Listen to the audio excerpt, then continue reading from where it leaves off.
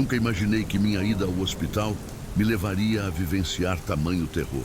Tudo começou quando minha esposa adoeceu e tivemos que levá-la às pressas para o pronto-socorro. Eu estava cheio de preocupação e medo enquanto seguia a equipe médica pelo corredor branco e estéril. O hospital estava silencioso e os únicos sons que podiam ser ouvidos eram os bips distantes das máquinas e os passos suaves da equipe médica. Enquanto caminhávamos, eu não conseguia afastar a sensação de que algo estava errado. O hospital estava muito silencioso, muito parado. Senti que estava sendo observado, como se houvesse alguém ou algo à espreita nas sombras. Chegamos ao quarto da minha esposa e fiquei aliviado ao ver que ela estava em boas mãos. A equipe médica estava fazendo exames e me disseram para esperar do lado de fora, no corredor. Encostei-me na parede e fechei os olhos, tentando acalmar meus pensamentos acelerados. De repente, ouvi um leve sussurro. Abri os olhos, mas o corredor estava vazio. Eu estava sozinho. Dei de ombros pensando que era apenas minha imaginação pregando peças em mim. Mas então, ouvi novamente. Dessa vez, estava mais alto, mais claro.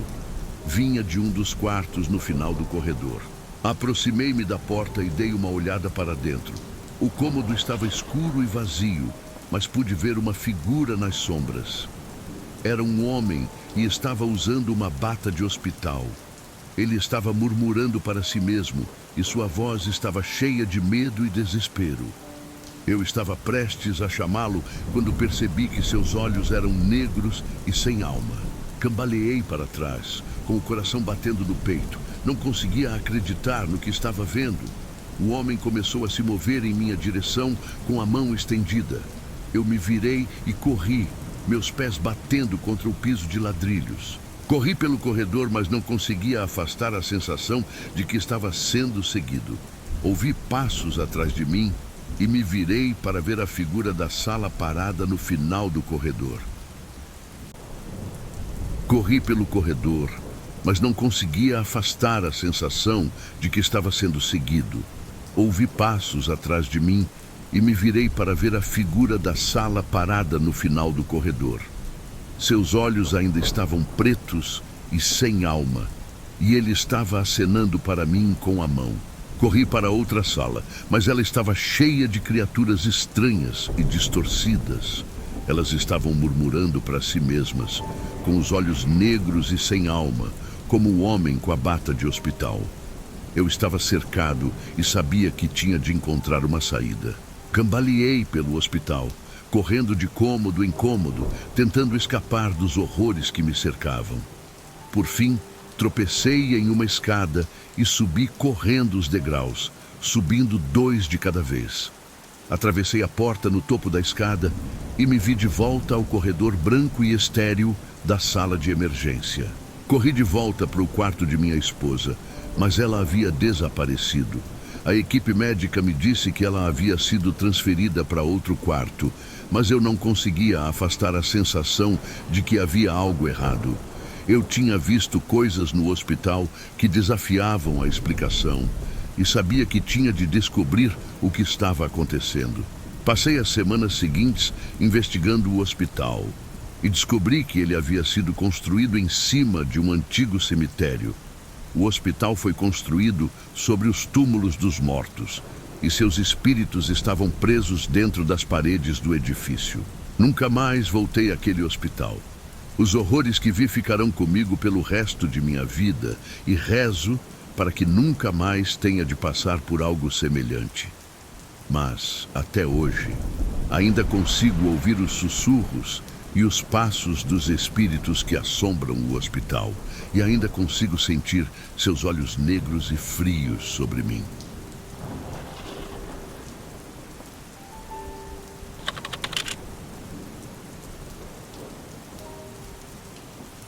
No condado de Anoka, Minnesota, há um antigo asilo psiquiátrico que faz fronteira com a escola de ensino médio. Estou falando bem próximo a ele, compartilhando uma cerca e tudo mais. Minha mãe disse que, quando estudou lá na década de 1970, ela via os pacientes andando pelo terreno, Às vezes eles vinham até a borda da cerca e observavam enquanto o time de tênis da minha mãe treinava.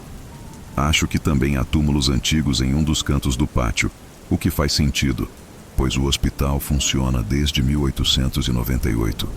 Ele não funciona mais como hospital psiquiátrico, mas agora é um centro de recuperação para adolescentes problemáticos e viciados. Os túneis subterrâneos não estão funcionando e, para todos os efeitos, estão fechados, mas ainda são patrulhados. Não consigo me imaginar recuperando de abuso de substâncias ou estando em detenção juvenil em um lugar com esse histórico. Com esse tipo de reputação, é óbvio que o local já foi vítima de vários adolescentes estúpidos que o vandalizaram ou entraram sorrateiramente na propriedade para caçar fantasmas ou algo do gênero. Também é óbvio que eu fui um deles.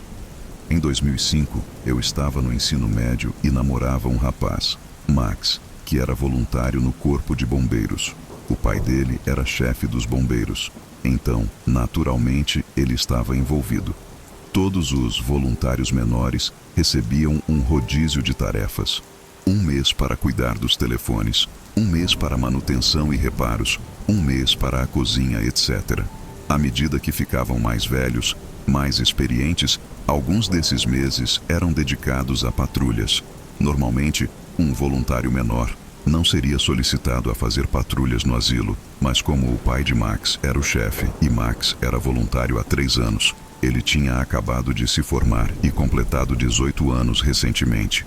E eles estavam com falta de pessoal por causa de uma grande tempestade, árvores derrubadas, inundações, falta de energia. Ele perguntou se Max poderia patrulhar os túneis por uma semana para ajudar. Essa era a nossa chance.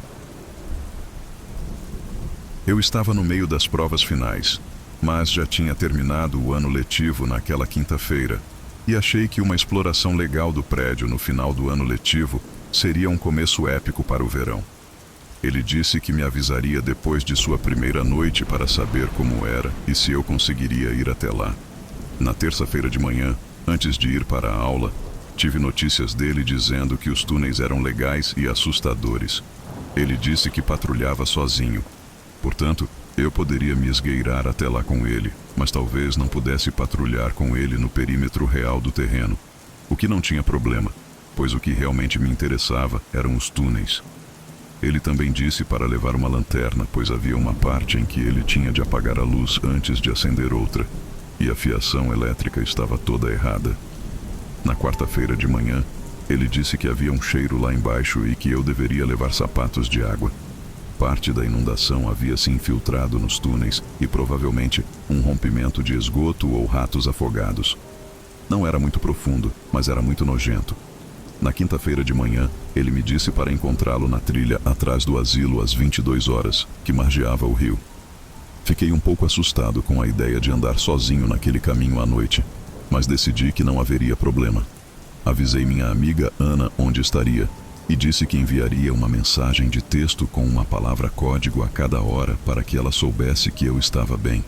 O código era uma linha de letra de uma música do Tenacious D, uma palavra a cada hora enviada em ordem.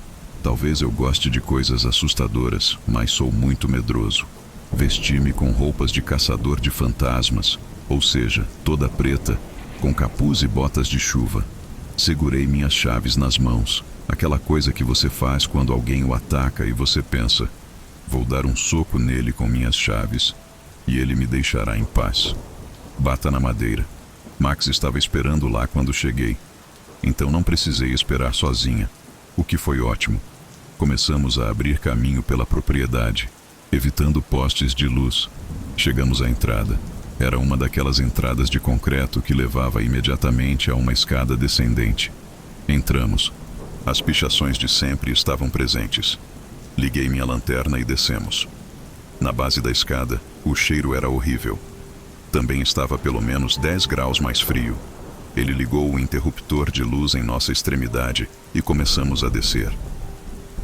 Não havia nada de extraordinário no túnel, apenas um monte de cômodos vazios, a maioria sem portas, 1 polegada ou mais de água parada e pútrida e algumas peças de mobília destruídas. Eu olhava rotineiramente cada cômodo e ele esperava no túnel principal. Os cômodos eram cubos de 10 pés. Eu esperava encontrar algo horrível e também temia encontrar algo horrível. A maioria das salas era inofensiva, apenas um pouco nojenta. Sinceramente, fiquei um pouco decepcionado. Não tinha sido a descarga de adrenalina que eu esperava. Restavam 4 salas na outra extremidade que pareciam particularmente maltratadas. Ele explicou que eram celas para pacientes que estavam tendo episódios e precisavam de isolamento. Esses eram os únicos 4 quartos com portas intactas. Fiz com que ele entrasse comigo, pois estava paranoico com a possibilidade de a porta se fechar repentinamente e eu não poderia ser assombrado sozinho. Comecei a inspecionar. Nada de interessante nos 2 primeiros cômodos. No terceiro, encontrei alguns entalhes no canto inferior da parede dos fundos. Depois de inspecionar um pouco, percebi que eram marcas de unha. O pior de tudo foi imaginar a posição em que alguém teria de estar para fazê-las.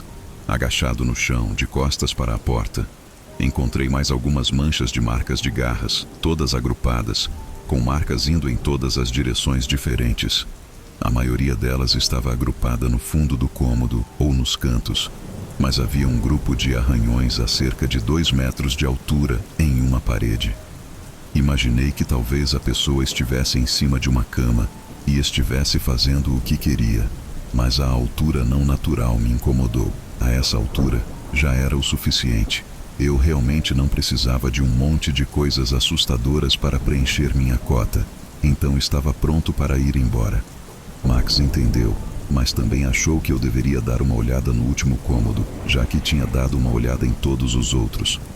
Eu queria ir embora, mas meu toque e minha curiosidade diziam: você precisa mesmo dar uma olhada na última sala, você tem que completar o rastreamento da masmorra. Então entrei e fiz com que ele ficasse bem ao meu lado.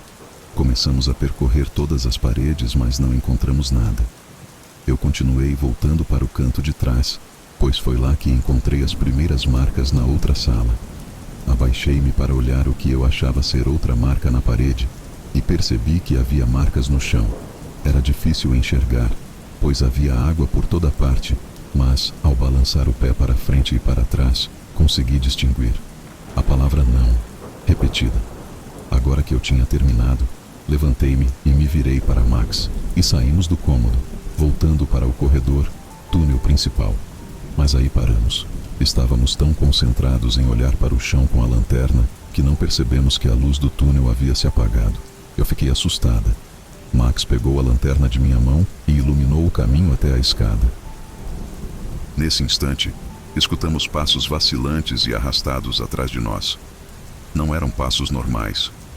Pareciam como de animais, como cascos batendo em um chão de pedra. Congelamos. Os passos pararam e nós nos viramos na direção do som. Foi quando a lanterna começou a falhar.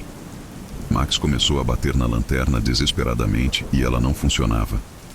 E então, ouvimos gargalhadas lentas e aterrorizantes. Max, começando a recuar de costas em direção às escadas, perguntou: quem está aí? E uma voz horrível respondeu: Legio nomen mihi est, quia multi sumus. Nesse momento nós corremos em direção às escadas, sem nos importar com a escuridão. Fomos na intuição. Até que nós vimos uns resquícios de luz vindo de cima da escada e nos guiamos por ela. Saímos do prédio. Max não terminou a patrulha naquela noite. Foi para casa e contou ao seu pai o ocorrido, que o repreendeu por explorar os túneis, mas, por incrível que pareça, acreditou na sua história. Com certeza o pai do Max deveria saber algo mais sobre aquele lugar. E tenho certeza que a necessidade de vigilância deve ter um propósito a mais. Posteriormente, me esforcei para lembrar o que aquilo havia dito, e encontrei algo parecido, com uma tradução do latim que diz: meu nome é Legião, porque nós somos muitos. Eu nunca mais voltei naquele lugar. Espero que tenha gostado do conteúdo. Reforço o pedido para que você deixe seu gostei e se inscreva no nosso canal. Te vejo no próximo vídeo.